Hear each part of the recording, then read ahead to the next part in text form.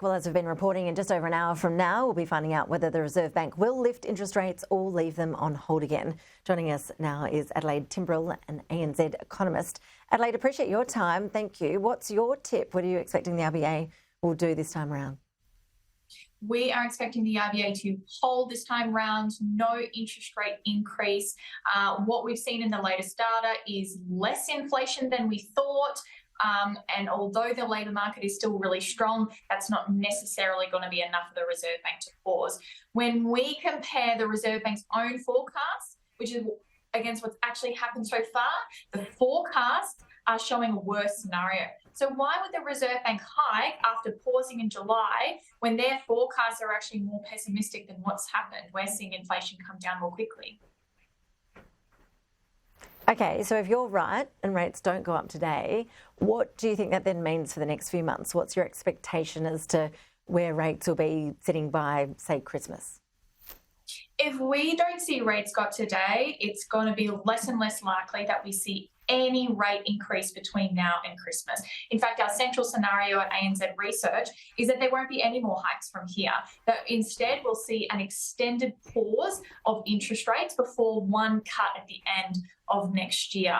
The thing is, we're already in restrictive rates territory, meaning that we already have rates high enough that it's actively slowing down consumer spending, borrowing, and business activity as well. We don't need to keep upping the volume on that message when that volume is already pretty high. So that's going to be probably enough for us to see an interest rate hike being avoided in the coming months.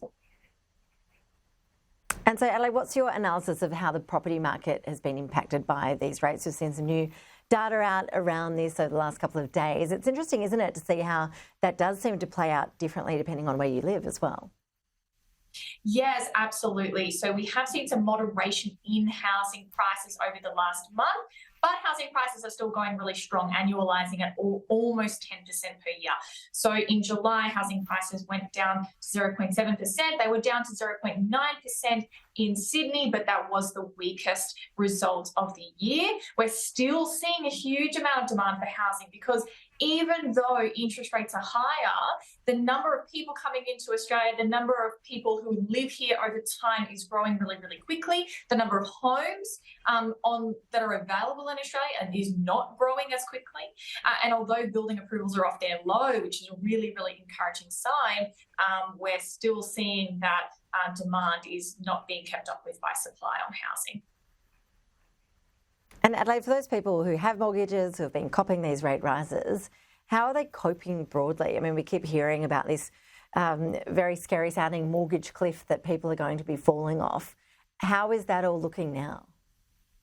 Yeah, so we're actually around halfway through the mortgage cliff in Australia. Around half the people who were on fixed rates have already rolled off. We've got another 6 months or so where we see a huge amount of people continue to roll off those fixed rates. And then next year, it's really just the very, very last lucky group who have those longer term fixed rates.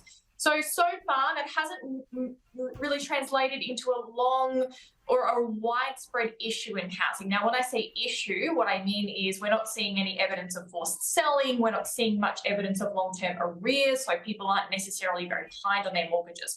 We know that 60% of people with fixed rates actually had a year or more in mortgage payments sitting in either cash or shares. So what that means is for most people coming off their fixed rates, they've got the savings behind them to actually keep going with those payments, even if their wages and their salaries are not necessarily keeping up with the cost of living and those interest payments. It's going to cause pain to some people, of course, but it's not going to be a widespread problem. And when I say pain, I'm talking about getting behind on arrears, not being able to pay for the essentials. There's going to be a lot of people who feel that mild to moderate pain of not being able to have the same lifestyle that we could have before. And that's something that we're seeing really widespread through the economy. Adelaide Timbrell, really appreciate your analysis. Thank you. A lot of our viewers, I'm sure, will be hoping that you are right and that your prediction holds, that things will be on hold this afternoon in just over an hour's time when we hear the result of that decision from the RBA. Thanks so much for your time. Thank you.